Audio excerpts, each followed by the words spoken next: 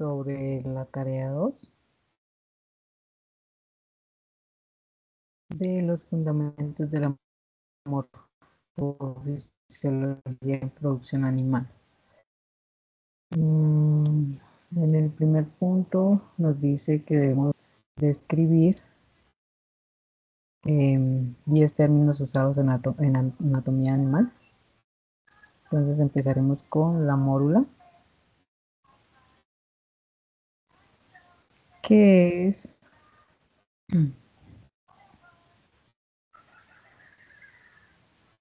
la etapa temprana del desarrollo embrionario.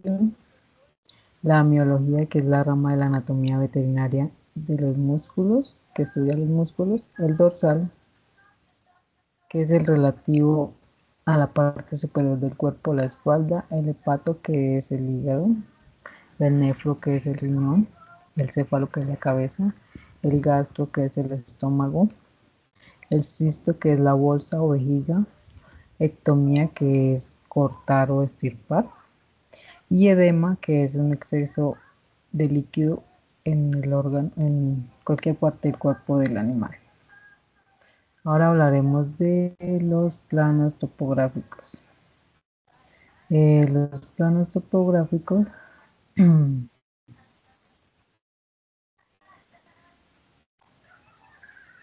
como podemos ver en la imagen, se divide, pues un plano es una superficie real que traza el animal, a lo largo del cual se pueden unir puntos por medio de una línea recta, y su función es describir y localizar con precisión la posición de los órganos, estructuras o lesiones en el cuerpo del animal.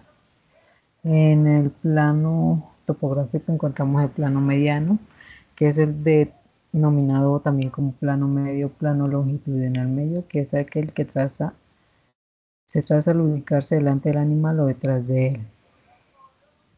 El plano sagital, que es una división real o imaginaria que se realiza igual que la anterior, pasando a través de la cabeza, cuello y tronco del animal.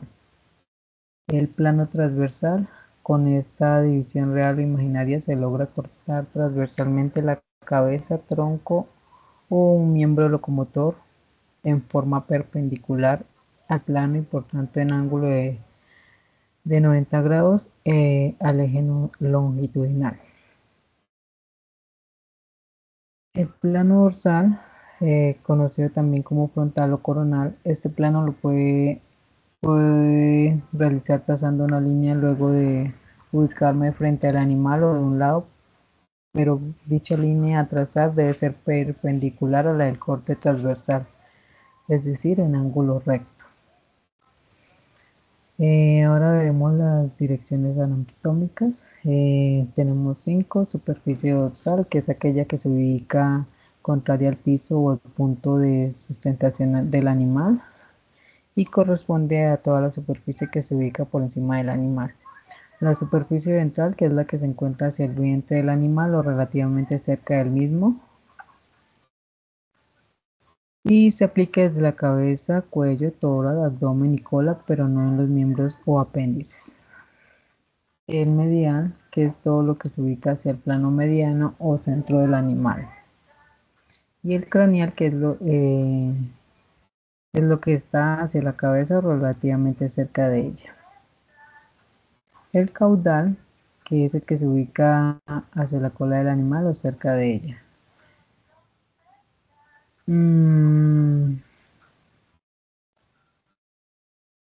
Ahora veremos nombre de las partes externas de un bovino. En ella tenemos la cabeza, que es en forma de pirámide truncada con cara superior, inferior, anterior, posterior y dos laterales. La frente y cara, que tiene como base ósea los parietales, frontales, nasales y una pequeña porción de los lagrimales. El morro, que situado entre las dos fosas nasales, presenta un aspecto rectangular con o sin pigmentación según la raza. Húmeda en animales sanos, seca en febriles. Puede emplearse como identificación ya que hay un número elevado de tipos de impresión del morro. La quijada o mandíbula, que está formada por el borde posterior y ascendentemente de la mandíbula. La nuca o testus, en las razas astadas es horizontal con un pequeño saliente, mucho más profundizado en las razas acornes o mochas. En las razas estadas se insertan los cuernos, cuya dirección y forma varían. En las cruzas entre estadas y mochas pueden aparecer los tocos y botones. La cruz, comprendida entre el cuello y el dorso, tiene como base ósea las apófisis espinosas de las vértebras dorsales. El dorso, que limita con la cruz, el lomo y costillares. La base ósea son las vértebras dorsales desde la sexta séptima. La cinchera, situada detrás de la espalda, en esta zona se toma el perímetro torácico. El periné se sitúa entre el ano y la región inguinal. La base de inserción de la cola o encole se halla atrás de la grupa, tiene como base las primeras vértebras coxígeas y el nacimiento de los músculos coxígeos. En los porcinos podemos encontrar la cabeza, que adopta una forma de pirámide triangular, las fosas nasales, que son largas y estrechas en unas razas y en otras anchas y cortas, el hocico, que está dispuesto perpendicularmente al dorso de la nariz y de las ventanas nasales, que son de forma circular. La boca, el labio superior se continúa anteriormente con el hocico y el inferior, notablemente más pequeño, contornea la mandíbula inferior en toda su extensión. El tronco tiene forma cilíndrica, ligeramente aplastada por los lados, y en él se hallan las grandes cavidades torácicas y abdominales. Los aplomos, que la dirección general de estas extremidades debe ser vertical y paralela al plano medio del cuerpo, con las pezuñas bien dirigidas hacia adelante y sin desviaciones hacia adentro o fuera de las rodillas y las corvejones.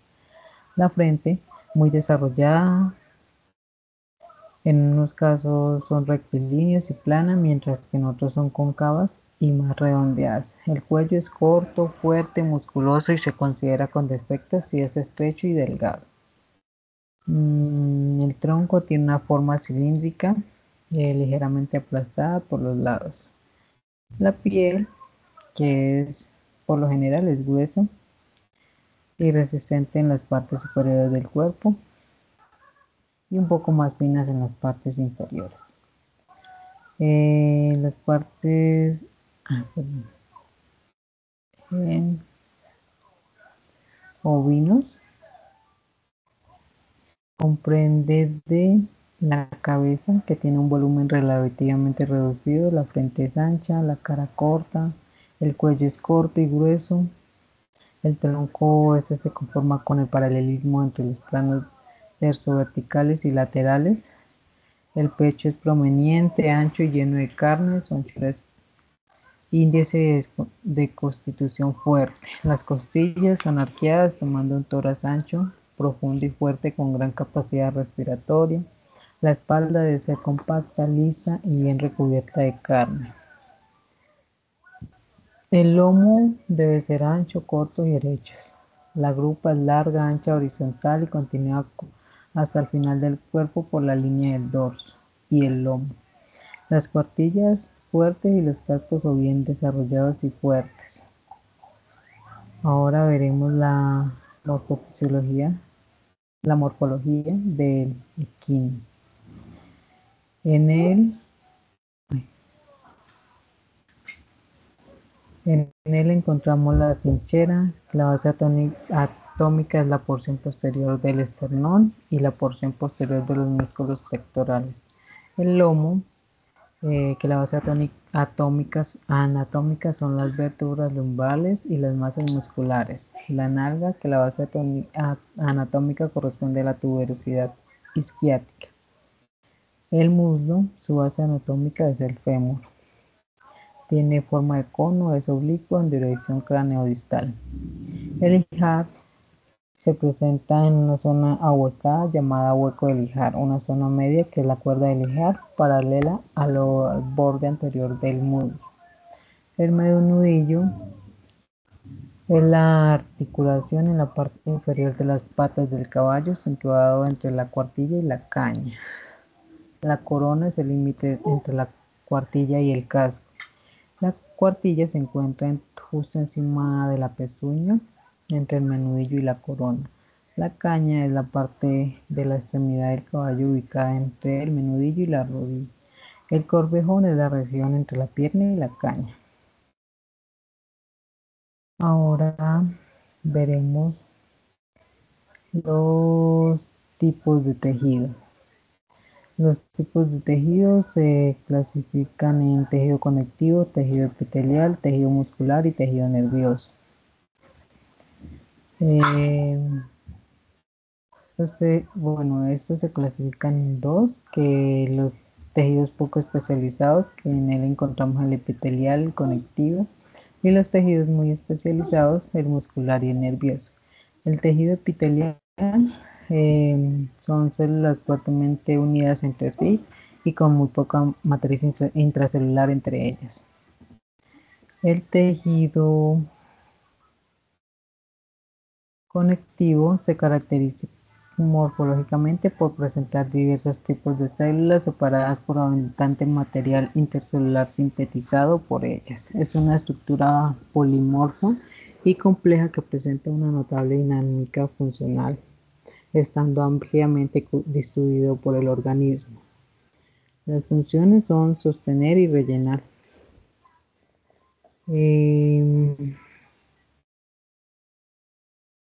Ahora el tejido nervioso, que se caracteriza por ser el tejido altamente especializado, diferenciado y adaptado para la percepción de estímulos procedentes del medio externo e interno.